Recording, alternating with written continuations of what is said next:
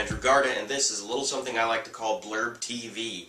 Haven't done this in a while, but as we are this close to the 2011 NFL Draft, I thought now is the time to take another look at some of the rookies who are going to be joining NFL teams in late April. Wanted to start with the running backs, and if I'm talking top running backs, I am talking Alabama running back Mark Ingram.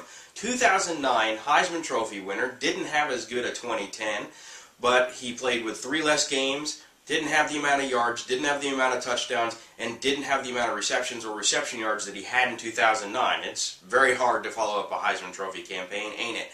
Still, Mark Ingram is a very, very good back. He isn't an elite back, and you may say to yourself, hey, gee, what's the difference between a very good back and an elite back?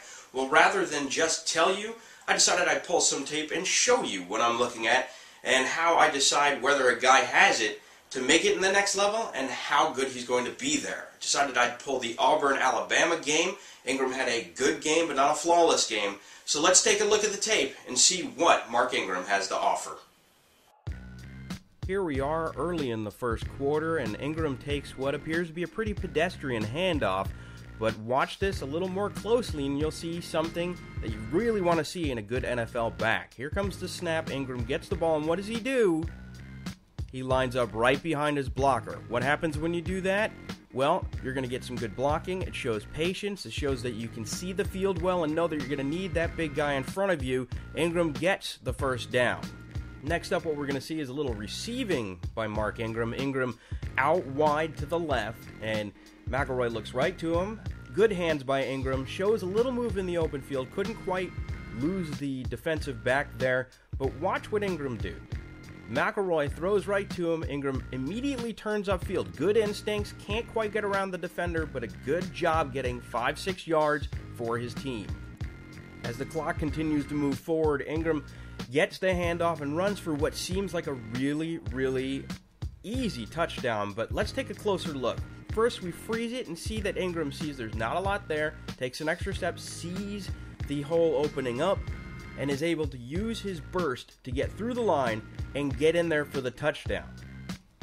Now, I said Ingram's not an elite back. Let's take a look at why that's the case. Great separation, really nice catch, great move to make the defender miss, and he's off to the races, except for he doesn't have that elite second gear, and the defenders are able to catch up to him again and knock the ball away. By the way, only his second career fumble at this point. Let's take another look at this. Again, great catch, great move, but he doesn't have the gear that's going to make him another Adrian Peterson, another Chris Johnson. He can still be a very productive back in the NFL, but this is going to keep him from being one of the premier guys.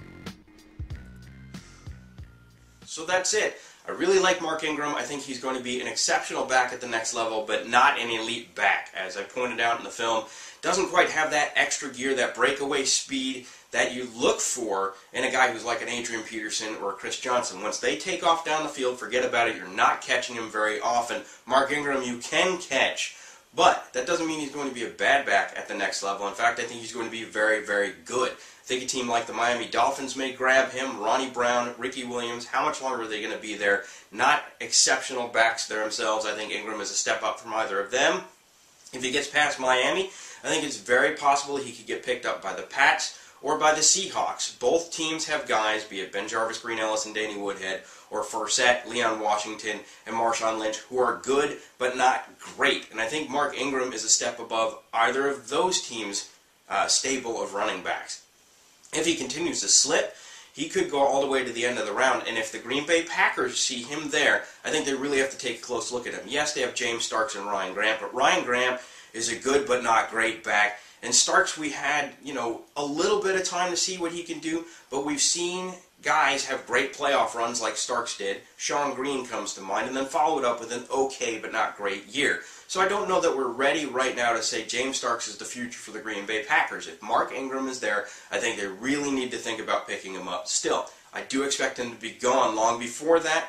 Be interesting to see. Whoever gets Mark Ingram is going to be very happy. He may not be the next Adrian Peterson, but he is going to be a good back for a very long time.